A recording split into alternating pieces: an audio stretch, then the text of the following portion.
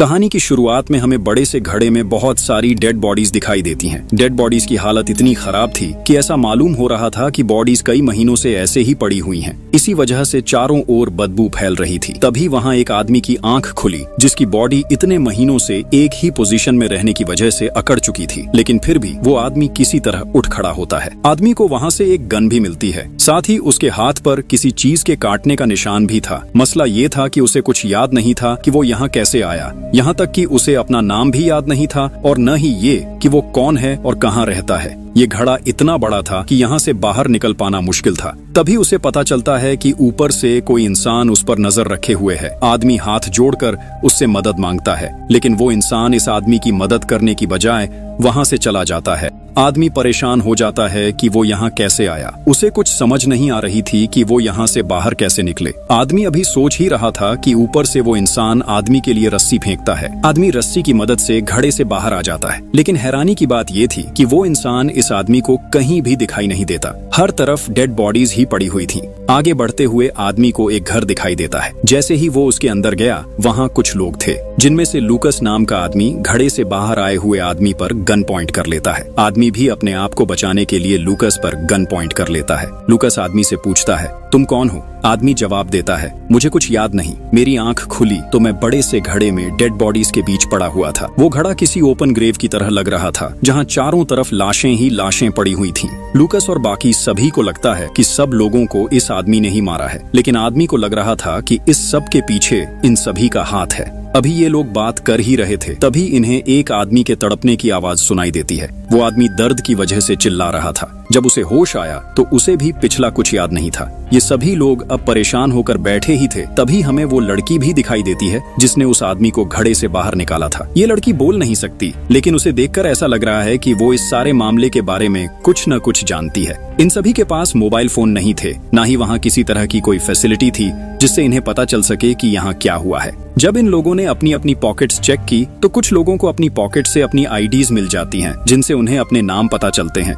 लेकिन घड़े से आए हुए आदमी के पास आईडी तक नहीं थी। वहाँ गूंगी लड़की कुछ लिखकर इन सभी को समझाने की कोशिश कर रही थी, लेकिन मसला ये था कि उस लड़की की लैंग्वेज इन सभी की लैंग्वेज से बिल्कुल अलग थी। इसीलिए किसी को समझ नहीं आ रहा था कि लड़की इन्हें क्या बताने की कोशिश कर रही है। अब इन सभी के बीच दोबारा से बहस शुरू हो जाती है, लेकिन वहाँ एक लड़की इन्हें समझाती है कि देखो, ये लड़ाई झगड़े का वक्त नहीं है, हमें मिलकर पता लगाना चाहिए कि आखिर यहाँ हुआ क्या है। अब ये लोग जिस घर में थे उसे एक्सप्लोर करने लगते हैं। तभी इन्हें पता चलता है कि इस घर में हर तरह की फैसिलिटी मौजूद है। यहाँ बहुत सारी जरूरत की चीजें जैसे खाना, पानी, कपड़े वगैरह सब कुछ था। यहाँ बहुत सारी गन्स भी पड़ी हुई थी, जिन्हें मिकाल नाम का आदमी अच्छे से चलाना जानता था। इसका मतलब ये है कि मिकाल पुलिस ऑफिसर भी हो सकता है। यहाँ हमें इस बात का पता चलता है कि भले ही इन लोगों को अपना अतीत याद नहीं, लेकिन ये सभी लोग अपने सबकॉन्शियस माइंड से वहाँ वही सब कुछ कर सकते थे जो ये लोग अपने अतीत में किया करते थे। तभी इन्हें वहाँ एक कैलेंडर दिखाई देता है जिस पर 18 तारीख सर्कल की हुई थी, यानी 18 तारीख को कुछ स्पेशल होने वाला है। आज 17 तारीख थी, इसलिए सभी लोग जानना चाहते हैं कि 18 को क्या होगा। तभी घड़े से निकले हुए आदमी को कुछ विजन्स आने लगते हैं, जिनमें वो एक लड़की को घसीटकर घड़े के अंदर ले जा रहा था। आदमी को चक्कर आ रहे थे, लेकिन बाकी सभी लोग उसे संभाल लेते हैं। अब ये लोग घर से बाहर आते हैं तो बाहर भी बहुत सारी डेड बॉडीज थीं, जिन्हें दरख्तों के साथ बांधा गया था। आसमान बिल्कुल साफ था, इतना साफ कि देखने में काफी अजीब लग रहा था। जंगल में आगे बढ़ते हुए इन्हें एक कैबिन दिखाई देता है। वहाँ गूंगी लड़की एक बूढ़ी लेडी को खाना खिला रही थी। इन लोगों के वहाँ आते ही लेडी इन्हें बुरा भला कहने लगी। वो ऊंची आवाज में चिल्लाने लगी। खतरे का अंदाजा लगाकर मिकाल ने लेडी के सिर पर गन की पीछे वाली साइड से मारा और उसे बेहोश कर दिया। अब ये लोग कैबिन के अंदर जाते हैं, जहाँ एक कैमरा लगा हुआ था। इसका मतलब ये था कि शुरू से लेकर अब तक इन सभी पर कोई नजर रखे हुए था। ये भी हो सकता है कि वो आदमी इन सब के बारे में जानता हो कि ये लोग कौन हैं और कहाँ से आए हैं। इस बात से सारे लोग परेशान हो जाते हैं। किसी को समझ नहीं आ रहा था कि अब इन्हें क्या करना चाहिए। रात काफी अंधेरी थी, इसलिए ये लोग वापस उसी घर में आ जाते हैं। अब ये लोग फैसला करते हैं कि ये कंट्रोल सेंटर का पता लगाएंगे, जहाँ से इन सभी को मॉनिटर किया जा रहा है। किसी तरह ये रात गुजर जाती है। अगली सुबह ये लोग जंगल से बाहर जाकर मदद लाने का सोचते हैं, लेकिन ये लोग गूंगी लड़की और एक लड़के को घर पर रहने को कहते हैं। लड़का भी इनके साथ जाना चाहता था, क्योंकि वो भी अच्छी तरह गन चलाना जानता था और जंगल में खतरा देखकर वो इनकी मदद कर सकता था। लेकिन ये लोग लड़के को यहीं छोड़कर वहां से निकल जाते हैं। थोड़ी देर बाद वो लड़का और गूंगी लड़की घर में थे, तभी जंगल से उन्हें किसी के चिल्लाने की आवाज सुनाई देती है। ऐसा लग रहा था कि कोई इंसान दर्द में है और वो मदद के लिए किसी को बुला रहा है। लड़का उस आदमी की मदद करने का सोचता है, लेकिन गूंगी लड़की उसे जंगल में जाने से रोकती है। लड़का गूंगी लड़की की बात मानने से इनकार कर देता है और अपनी गन लेकर जंगल में चल पड़ता है। आगे जाने पर उसे एक आदमी दिखाई देता है। वो आदमी फेंसेस में झुकड़ा हुआ था। लड़का उस आदमी की मदद के लिए पास जाता है, लेकिन आदमी मदद न लेकर लड़के को फेंसेस से घायल कर देता है। दूसरी तरफ जंगल गए ग्रुप को वहाँ 2 गाड़ियां दिखती हैं। गाड़ियां पूरी तरह कवर की गई थीं। जब ये लोग गाड़ियां स्टार्ट करने की कोशिश करते हैं, तब पता चलता है कि उनकी बैटरीज खत्म हो चुकी थीं। वहाँ से इन्हें एक ग्रुप पिक्चर भी मिलती है। हैरानी की बात ये थी कि ये पिक्चर इन्हीं लोगों की थी, लेकिन घड़े से बाहर आया हुआ आदमी उस ग्रुप में नहीं था। ये देखकर सभी को शक हो जाता है कि शायद उसी की वजह से ये सब कुछ हुआ होगा, लेकिन आदमी कहता है, हो सकता है ये पिक्चर बनाई ही मैंने हो, इसीलिए मैं इसमें नजर नहीं आ रहा। अभी ये लोग बातें कर ही रहे थे, तभी वहाँ गूंगी लड़की आ जाती है। लड़की बहुत घबराई हुई लग रही थी। वो इन्हें उसी जगह ले जाती है जहाँ उनके साथी को उस आदमी ने फेंसेस से जख्मी किया था। जब ये वहाँ पहुँचे, उनके साथी की हालत बहुत खराब थी। वो बस अपनी आखिरी सांसें गिन रहा था। बुरी बात ये थी कि इनके वहाँ पहुँचते ही वो मर जाता है, लेकिन जिस आदमी ने उसे जख्मी किया था वो अभी भी चिल्ला रहा था। ऐसा लग रहा था कि वो किसी वजह से इन्फेक्टेड है। उसे चिल्लाता हुआ देखकर घड़े से बाहर आए हुए आदमी को गुस्सा आ जाता है, इसलिए वो उसे शूट करके मार देता है। सारा ग्रुप बहुत परेशान था, क्योंकि अब उनका एक साथी इस दुनिया में नहीं रहा। अब अगर इन लोगों ने अपनी जान बचाने में देर की तो ये लोग भी मारे जाएंगे। इसीलिए घड़े से निकला हुआ आदमी शेरन नाम की लड़की के साथ जंगल में जांच करने निकल जाता है। आदमी गाड़ी को धक्का लगाकर किसी तरह उसे स्टार्ट कर लेता है। आगे जाने पर इन्हें एक बड़ी सी बिल्डिंग दिखाई देती है। ये बिल्डिंग किसी बंद पड़ी फैक्ट्री की तरह लग रही थी। लोग फैक्ट्री के पास पहुंचे तो एक बच्चा अंदर भाग गया। बच्चे ने अंदर से दरवाजा लॉक कर लिया था। आदमी बच्चे से दरवाजा खोलने को कहता है, लेकिन बच्चा दरवाजा खोलने से इनकार कर देता है। बच्चा आदमी को जोन कहकर बुलाता है, जोन जल्दी यहाँ से भाग जाओ, कल तक ये लोग यहाँ आकर सभी को मार देंगे। आदमी कंफ्यूज्ड हो जाता है। वो सोचता है कि बच्चा जोन किसको बुला रहा है। आदमी बच्चे से पूछता है, क्या तुम मुझे जानते हो? प्लीज दरवाजा खोलो। लेकिन बच्चा फिर भी दरवाजा नहीं खोलता। गुस्से में घड़े से निकला आदमी लॉक तोड़ने लगा, लेकिन फिर भी लॉक नहीं खुलता। गन की आवाज से शेरन के सिर में तेज दर्द शुरू होता है। तभी इन दोनों को अजीब सी फीलिंग्स आने लगती हैं। उन्हें ऐसा लग रहा था कि ये एक दूसरे को जानते हैं और इनका आपस में कोई गहरा ताल्लुक था। अब तक बाकी ग्रुप मेंबर्स घर पहुंच चुके थे। अब तक लूकस की हालत खराब होती जा रही थी। उसका सिर दर्द से फटता सा महसूस हो रहा था और उसे बार बार गुस्सा भी आ रहा था। नेथॉन और गूंगी लड़की किसी तरह लूकस को संभालते हैं। वे उसे सोफे पर सुला देते हैं। नेथॉन को लग रहा था कि लूकस का व्यवहार बदल रहा था। वो उस लेडी की तरह हो रहा था जिसे कल रात गूंगी लड़की खाना खिला रही थी। अब नेथॉन हाथ के इशारे से गूंगी लड़की से पूछता है। गूंगी लड़की नेथॉन के इशारे समझ जाती है और उसे उस कैबिन में ले जाती है जहाँ वो लेडी रहती थी, लेकिन अब तक वो लेडी वहाँ से भाग चुकी थी। नेथॉन गूंगी लड़की को वहीं छोड़कर जंगल में कोई सुराग ढूंढने निकल पड़ता है। आगे जाकर उसे वैसे ही कई कैबिन्स दिखाई देते हैं। तभी उसके पैर के नीचे एक चश्मा आता है। जब नेथॉन वो चश्मा पहनता है तो उसे सब कुछ साफ दिखाई देने लगता है। इसका मतलब ये था कि वो चश्मा नेथॉन का ही था। इतने में नेथॉन को कुछ पुरानी बातें याद आने लगती हैं। उसका सिर चकरा रहा था। इसी दौरान गूंगी लड़की अकेली ही घर लौट आती है। घर आकर वो देखती है कि लूकस की हालत पहले से ज्यादा खराब हो चुकी थी। उसका व्यवहार अजीब हो गया था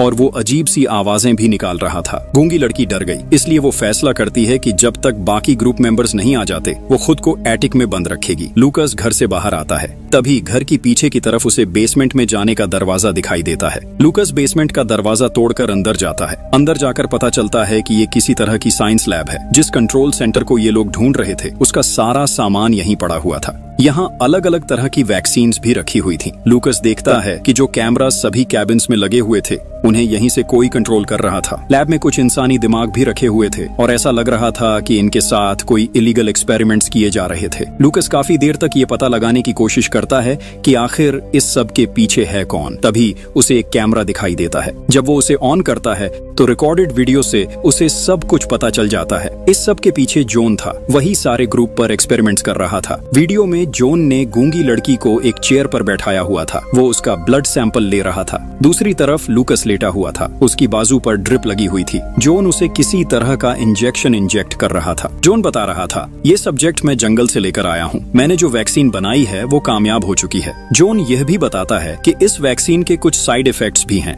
वैक्सीन लगते ही इंसान बेहोश हो जाता है और उसकी बॉडी किसी डेड बॉडी की तरह अकड़ जाती है, लेकिन जब इंसान को होश आती है तब उसे कुछ भी याद नहीं रहता। तभी वीडियो में लूकस चिल्लाने लगता है, वो दर्द की वजह से तड़प रहा था। वीडियो देखकर लूकस गुस्से से पागल हो चुका था। सीन कट होता है और हम जॉन और शीरन को देखते हैं जो अब घर की तरफ वापस आ रहे थे। तभी उनकी कार के सामने एक बड़ा सा दरख्त गिर जाता है। जब दोनों उसे हटाने के लिए गाड़ी से बाहर आते हैं तो बाहर बहुत सारे इन्फेक्टेड लोग दिखाई देते हैं जो बिल्कुल पागल हो चुके थे। इन्फेक्टेड लोगों का दिमाग उनके कंट्रोल में नहीं था, इसलिए वो मिलकर जंगल काट रहे थे। बेवकूफ जॉन ये जानते हुए भी कि वो लोग खतरनाक लग रहे हैं, मदद के लिए उन्हें आवाज लगा देता है। सभी इन्फेक्टेड लोग गुस्से से भरे हुए इनको मारने के लिए उनकी तरफ दौड़ने लगते हैं। जॉन और शीरन अपनी जान बचाने के लिए गाड़ी की तरफ भागते हैं, लेकिन मसला ये था कि गाड़ी में बैटरी नहीं थी। जॉन अब गाड़ी स्टार्ट करने के लिए उसे धक्का लगाने लगता है, लेकिन तब तक वो इन्फेक्टेड लोग इनके बहुत करीब आ चुके थे। इससे पहले कि वो लोग इनको मार पाते,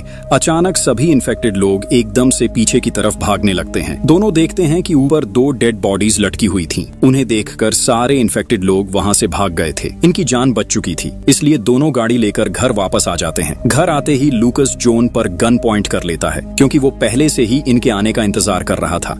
लूकस शिरैन को कैमरा दिखाता है और जॉन को चुपचाप खड़ा रहने को कहता है। वीडियोस देखकर शिरैन को भी जॉन पर शक होने लगा। उसकी बाजू पर इंजेक्शन के निशान थे। ये देखकर शिरैन समझ गई कि जरूर जॉन ने उसके साथ भी कुछ किया है। लूकस जॉन को अब शूट करने वाला था। तभी जॉन लूकस से रिक्वेस्ट करने लगा। जॉन बोला, प्लीज रुको, मुझे याद आने दो, मैं आखिर क्या कर रहा था ये नहीं पता। लेकिन लूकस जॉन की बात सुनने को तैयार नहीं था। वो जॉन के सिर पर गन की बैक साइड मारता है, उससे जॉन बेहोश हो जाता है। अब लूकस जॉन को खींचकर उसी ओपन ग्रेव तक ले आता है। वो वही जगह थी जहां से जॉन की आंख खुली थी। तभी जॉन को होश आ जाता है। वो लूकस को रोकने की कोशिश करता है। वो बोलता है, प्लीज मेरी बात समझो, मुझे कुछ याद नहीं। लेकिन लूकस जॉन की कोई बात नहीं मानता और उसे ग्रेव के अंदर फेंक देता है। अंदर गिरते ही जॉन को फिर से फ्लैशबैक्स आने लगते हैं। वहां उसे उस लेडी की डेड बॉडी भी मिलती है जिसे वो बार बार फ्लैशबैक्स में देख रहा था। लूकस जॉन को ग्रेव में फेंककर घर वापस आ जाता है। घर आते ही वह शिरान से नेथॉन के बारे में पूछता है। शिरान तुरंत समझ जाती है कि लूकस भी इन्फेक्टेड हो चुका है, क्योंकि अब उसका व्यवहार भी वैसा ही हो गया था।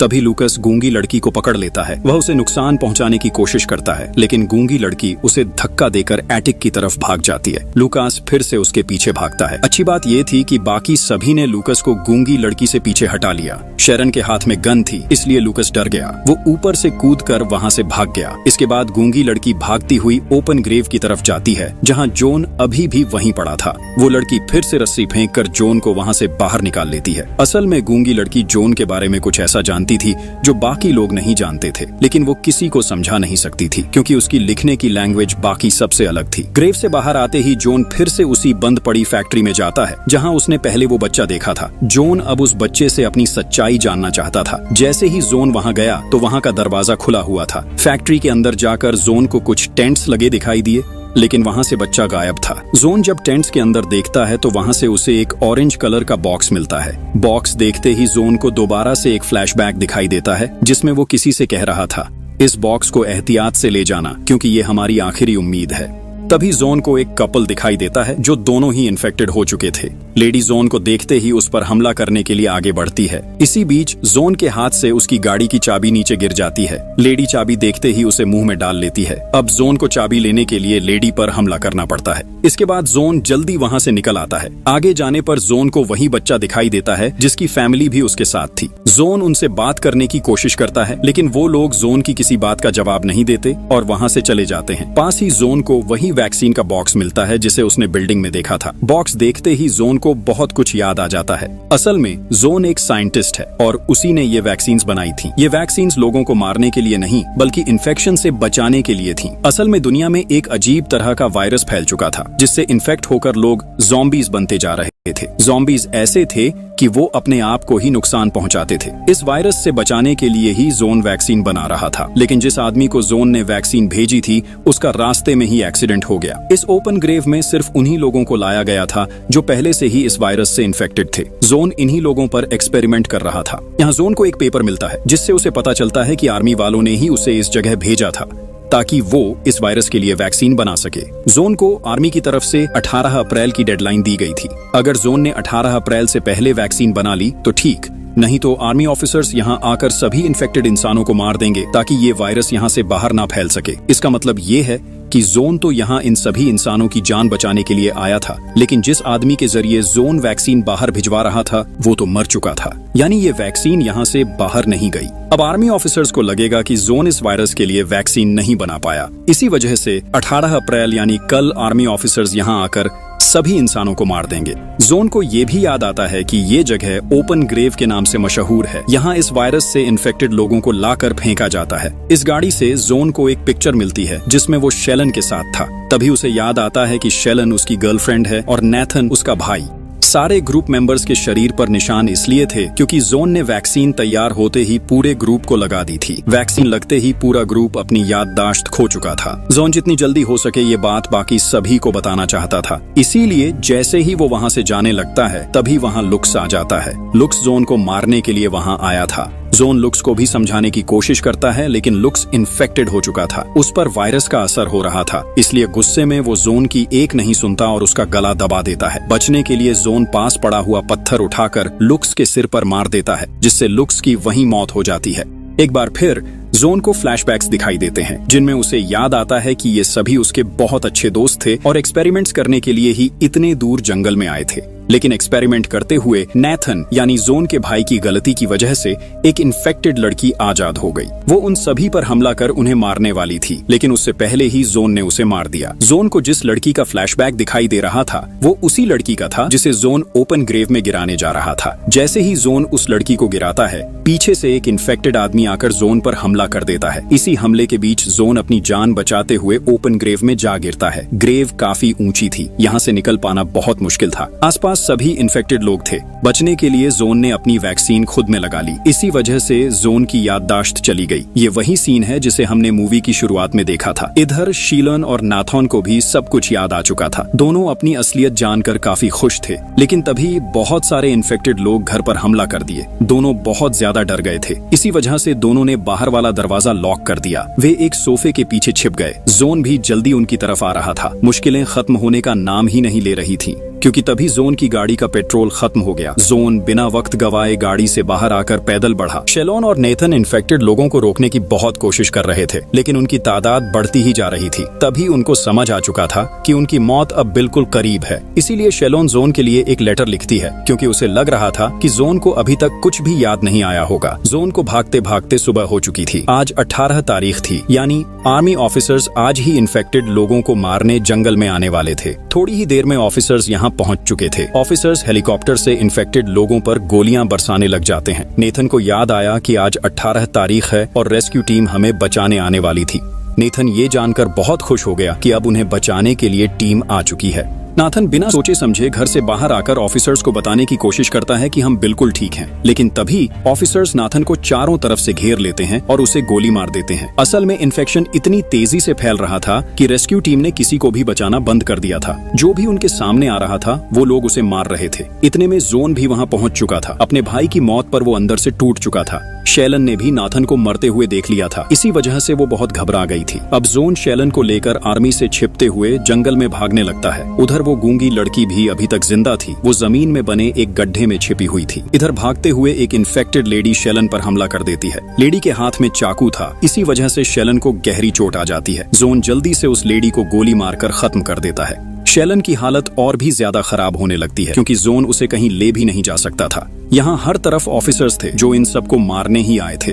अगर उन्हें जोन और शेलन के बारे में पता चल जाता तो वो बिना सोचे समझे दोनों को मार देते। जोन को एक आइडिया आता है। वो शेलन को लेकर ओपन ग्रेव वाली जगह चला जाता है, क्योंकि ऑफिसर्स का ध्यान वहाँ जाएगा ही नहीं। जोन जल्दी से शेलन को ग्रेव में फेंकता है और फिर खुद भी वहाँ कूद जाता है। इसके बाद जोन जल्दी से शेलन की बॉडी में वैक्सीन लगाता है। फिर वो उस पर बेहोशी का इंजेक्शन देता है। उसके बाद जोन अपनी बॉडी में भी वैक्सीन इंजेक्ट कर लेता है, ताकि अगर आर्मी वाले आएं तो वे उन्हें मरे हुए समझें। बेहोशी से पहले शेलन जोन को वही लेटर देती है। लेटर में उसने अपने मांझी के बारे में सब लिखा था। थोड़ी देर बाद दोनों बेहोश हो जाते हैं। अब आर्मी ऑफिसर्स आते हैं। वे ग्रेव में कई डेड बॉडीज फेंकते हैं। इन बॉडीज में उसी बच्चे की बॉडी भी थी जिस बच्चे ने जोन को उसका नाम बताया था।